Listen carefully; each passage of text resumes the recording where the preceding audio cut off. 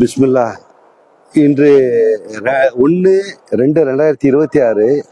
இப்போ நான் லைவ் எடுக்கிற நேரம் 11:15. அங்கே ஆலிம்கள் பட்டமளிப்பு விழா நடந்துட்டு இருக்குது. இந்த மதரசாவை உண்டாக்குன இந்த ஹசரத்து அல்லாமா அமானி ஹசரத்துன்னு சொல்லிட்டு 1893 பிறந்திருக்காங்க. 1966 8வது மாதம் 9ஆம் தேதி ஒஃபாத்தா இருக்காங்க.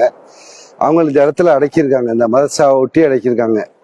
இதுக்கு பின்னாடி உள்ளது மதரசா சுமார் ஒரு எப்படின்னு சொல்ல தெரியல, அவ்வளோ பெரிய இடம், பெரிய லார்ஜான இடமா இருக்குது. இந்த ஊரை சுற்றி தண்ணி ஃபெசிலிட்டி அந்தந்த ஊர்க்காரங்களே ஏற்படுத்தியிருக்காங்க. 24 மணி நேரமும் தண்ணிகள் வந்துட்டு இருக்குமா இங்கே. அந்தந்த ஊர்க்காரங்களை 2020 பண்ணியிருக்காங்க. இவங்க எல்லாம் வெளிநாட்டில் உள்ளவங்க, இங்கே விவசாயம் பண்ணக்கூடிய மக்கள், இதை ஒட்டி இருக்கக்கூடியது குளம், மக்கள், மதரசா பிள்ளைகள் குடிக்கிறதுக்கு அதுக்குள்ள வசதிக்காக உள்ள செஞ்சுருக்காங்க. அந்த பட்டமளிப்புல கொஞ்சம் லைவ் விடலான்னு சொல்லிட்டு பார்த்தேன், லைவ் வர மாட்டேங்குது. என்னுடைய ஜியோ சிம் கார்டு ஒர்க் பண்ண மாட்டேங்குது. அது ஒட்டி உள்ள பள்ளிவாசல் பிள்ளைகள் தொழுவக்கூடியது நிறைய இடத்துல பள்ளிவாசல் இருக்கு. காட்டு மன்னார்குடியிலேருந்து ஒரு 9 கிலோமீட்டர் நினைக்கிறேன், இது அப்ராக்சிமேட்லி தெரியல. அந்த இடத்துல நிறைய பள்ளிவாசல் இருக்கு அந்த காட்டு மன்னார்குடியிலேருந்து. இந்த ஊருக்கு ஃபர்ஸ்ட் எப்படின்னா வந்தவங்க லால் கான் சொல்லிட்டு உருது பேசக்கூடியவங்க தான் வந்திருக்காங்க.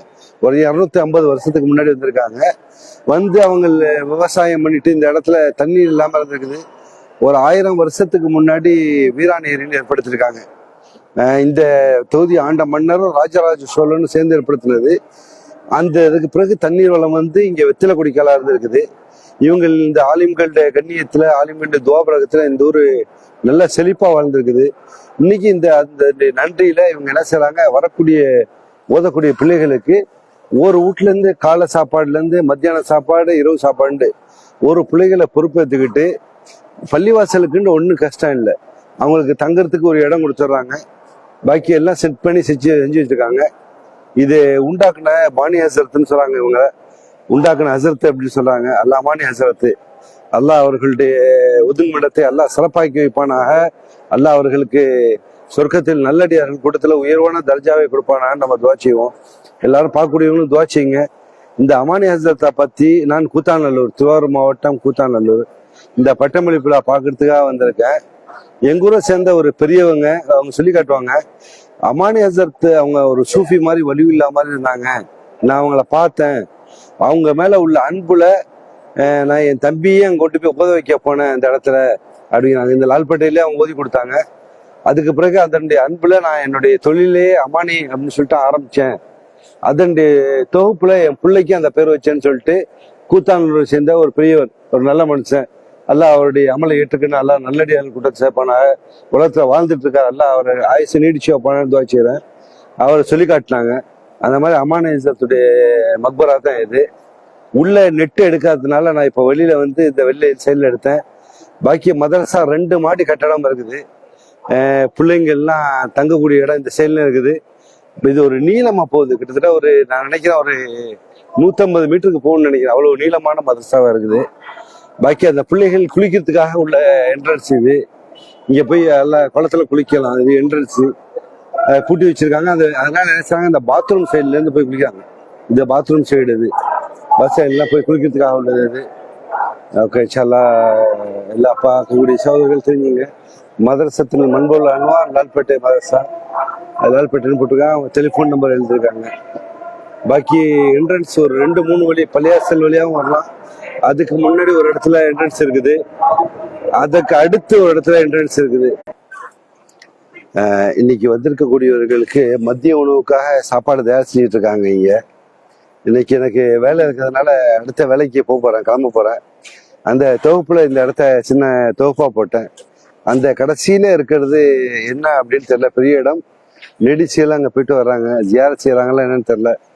இந்த ஊர்ல ஒரு முஸ்லீம்கள் ஒரு 165 வருஷத்துக்கு முன்னாடி அவங்களுடைய ஈமான புதுப்பிச்சு அவங்க என்ன செஞ்சாங்க, ஊர் மக்களுக்காக நல்ல செய்யணும்ட்டு இந்த மதரசா உருவாக்கி அவங்களே சாப்பாடு கொடுக்குறாங்க. ஒரு பிள்ளைகள் அவங்களே பொறுப்பேற்றுக்கிறாங்க.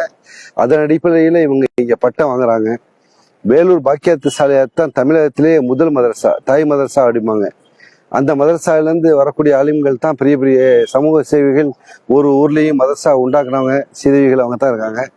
அதற்கு அடுத்த மதரசா இந்த மதரசா லால்பேட்டை மஸ்ஜிதுல் மன்புல் அன்வார்னு சொல்லிட்டு.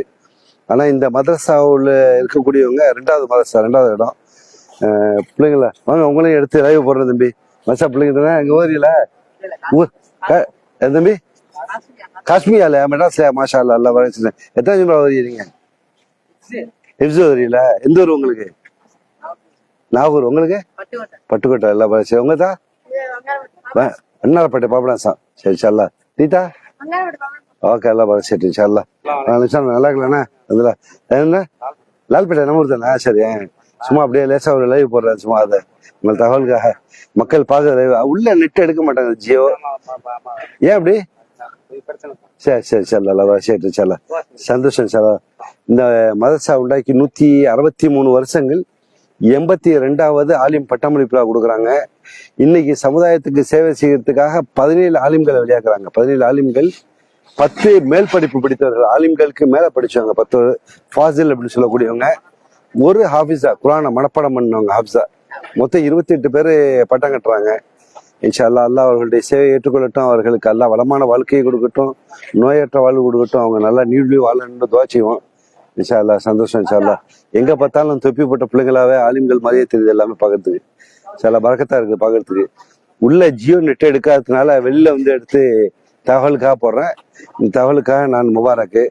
ஓகே, என்னையும் லேசா அப்படியே காட்டிக்கிறேன். சும்மா வந்து பார்த்த இடத்துல நான் என்னையும் பார்க்கணுங்கிறத அவர் லைவ் போட்டுக்கிறேன். அதிலே சேர்த்து தம்பி நீங்களும் வந்துருங்க, அப்படியே வந்துருங்க. அதில் படத்துல பிள்ளைங்க பேசி போடுறத பாக்குறாங்க.